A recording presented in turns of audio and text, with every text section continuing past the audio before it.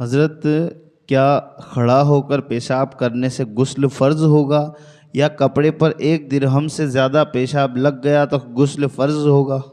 دیکھیے، کھڑے ہو کر پیشاب کرنا خلاف سنت ہے. کھڑے ہو کر پیشاب کرنا نہیں چاہیے جب تک کہ کوئی مجبوری والی صورت نہ ہو. کبھی ایسی کوئی مجبوری والی صورت ہوتی، کہیں باہر گئے ہوئے ہیں، وہاں مسائل پیش آ سکتے ہیں.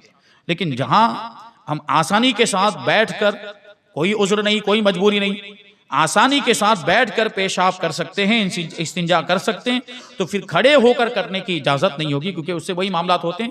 ایک تو یہ کہ خلاف سنت ہو گیا، پھر یہ کہ چھینٹے اڑ رہے ہیں. بات وہی پوچھی جا رہی ہے کہ چھینٹے اڑیں گے، کپڑے پر اڑے، بدن پر اڑے، تو وہ کپڑا، وہ حصہ جہاں پر وہ پیشاب کے قطرے لگے ہیں یا بدن پر جہاں پیشاب کے قطرے لگے وہ ناپاک ہو گیا. یہ کسی کو بتانے کی ضرورت ہے کیا؟ سب جانتے ہیں یہ بات. تو پیشاب ناپاک ہے، کیا کسی کو اس میں کوئی شک ہو سکتا ہے نا؟ تو وہ کپڑے پر لگے گا تو وہ کپڑا بھی ناپاک ہو جائے گا، بدن پر لگے گا تو بدن بھی ناپاک. اب سوال یہ ہے کہ غسل فرض ہوگا یا نہیں. تو یہاں بہرحال کپڑا اگرچہ ناپاک ہو گیا جہاں پر وہ لگا، بدن اگرچہ ناپاک ہو گیا جہاں پہ پیشاب لگا ہے، لیکن اس سے غسل فرض نہیں ہوتا. غسل فرض ہونے کے اسباب الگ ہیں جو میں نے کسی موقع پر اپنی یہاں کی محفل میں بیان کیے ہیں. لیکن یہاں جو صورت پوچھی جا رہی ہے نا، اس میں غسل فرض نہیں ہوگا. جہاں وہ لگا ہے اس کو پاک کر لیا جائے، بدن کے جس حصے پر لگا اس کو دھو کر اچھی طرح سے دور کر دیا جائے، اور کپڑے کو بھی کپڑے کو پاک کرنے کا بھی میں نے طریقہ اس سے پہلے بتایا تھا، کئی مرتبہ ہو گیا.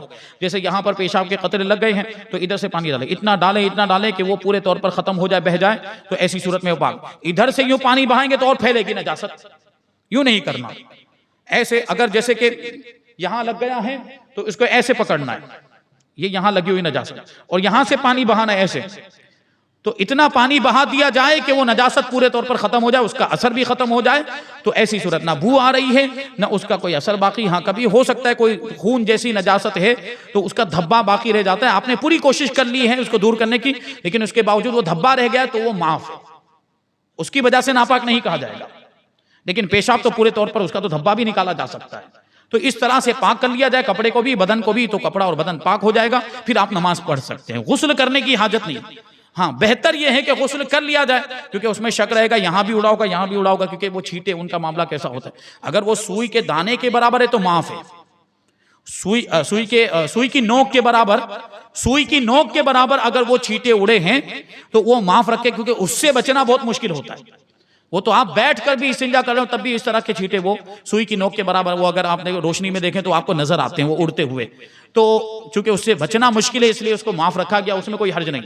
لیکن یہاں تو بات چلے کہ درہم یا اس سے زیادہ لگتا، تو درہم سے زیادہ اگر وہ پیشاب لگ گیا ہے تو نماز پڑھیں گے تو نماز ہوگی ہی نہیں. بالکل درہم کے جتنا لگا ہے تو نماز پڑھیں گے تو نماز مکروہ تحریمی ہوگی. درہم سے کم لگائیں نماز ہو تو جائے گی، لیکن یہ خلاف سنت ہے. ایسی نماز کو بھی دوبارہ پڑھ لینا بہتر ہے، یعنی پاک اچھے صاف ستھرے کپڑے پہننے کے بعد، ایسا نہیں کہ پھر اسی کپڑے میں، یہ تو پھر وہی بات ہو جائے گی.